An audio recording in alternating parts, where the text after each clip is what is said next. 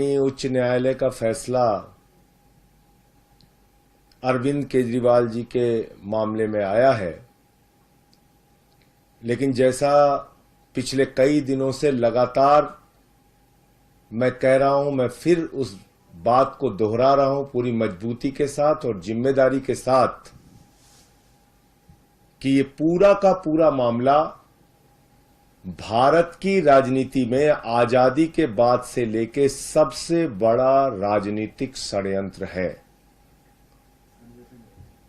एक गहरी साजिश के तहत यह मामला बनाया गया है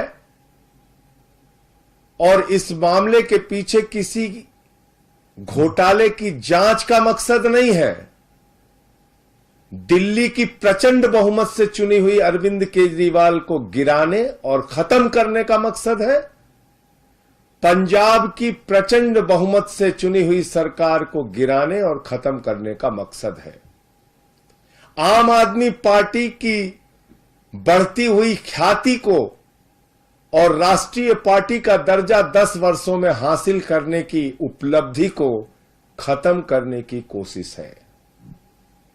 क्योंकि शराब घोटाला तो भारतीय जनता पार्टी ने किया है, वहां तो मनी ट्रेल मिल गया, 60 करोड़ का मनी ट्रेल मिल गया, लेकिन कोई कार्रवाई अब तक भारतीय जनता पार्टी के नेताओं पर नहीं हुई।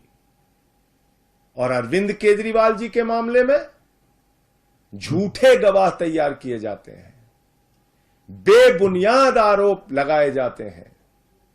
10-10 गवाहों के 10-10 बयानों को छिपाकर षड्यंत्र के तहत 2 ही बयान कोर्ट के सामने लाए जाते हैं। 10 बयानों में से 8 बयान छिपाकर मात्र 2 बयान कोर्ट के सामने लाए जाते हैं। और मैं फिर से दोहरा रहा हूं, मगुंटा रेड्डी, राघव रेड्डी के 10 बयान थे। अंतिम 2 बयान में जैसे ही उन्होंने केजरीवाल जी का नाम लिया, तुरंत उसके बेटे को बेल मिल जाती है। और मंगुंटा रेड्डी कौन है? आज की तारीख में वो एनडीए का प्रत्याशी है। आंध्र प्रदेश में नरेंद्र मोदी जी की तस्वीर लगा के वोट मांग रहा है, जिसके ऊपर भारतीय जनता पार्टी और ईडी ने शराब घोटाले का आरोप लगाकर उसकी जांच शुरू की थी। आज वो कैसे मोदी की तस्वीर लगा के वोट मांग रहा है? मुझे जवाब दो भारतीय जनता पार्टी के लोगों। शरद रेड्डी 12 बयान उसके लिए जाते हैं, अरविंद केजरीवाल जी के बारे में एक शब्द नहीं बोलता। अंतिम 2 बयान में बोलता है, 10 बयान में नहीं बोलता। और जैसे ही 2 बयान में वो नाम लेता है केजरीवाल जी का, उसको तुरंत बेल मिल जाती है और वो छूट जाता है कमर दर्द के नाम पे।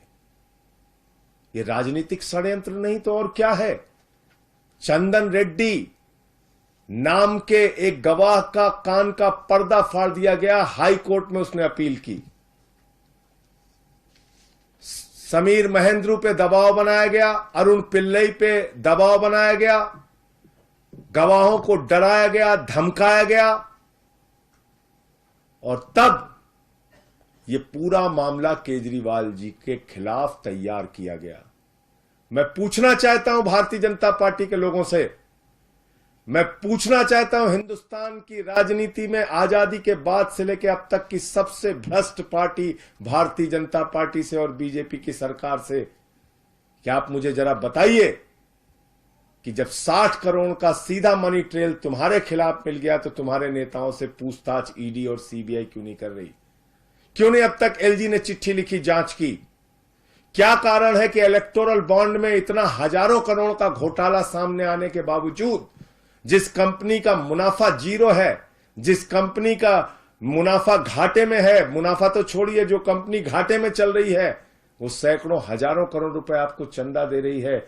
जो फर्जी कंपनियां कागजों में बनी हैं वो सैकड़ों हजारों करोड़ रुपए भारतीय जनता पार्टी को चंदा दे रही हैं। कहां income tax department, CBI, ED क्यों नहीं जांच करती भारतीय जनता पार्टी के नेताओं की? क्यों नहीं पूछताछ होती उनकी? क्यों नहीं गिरफ्तारी होती उनकी?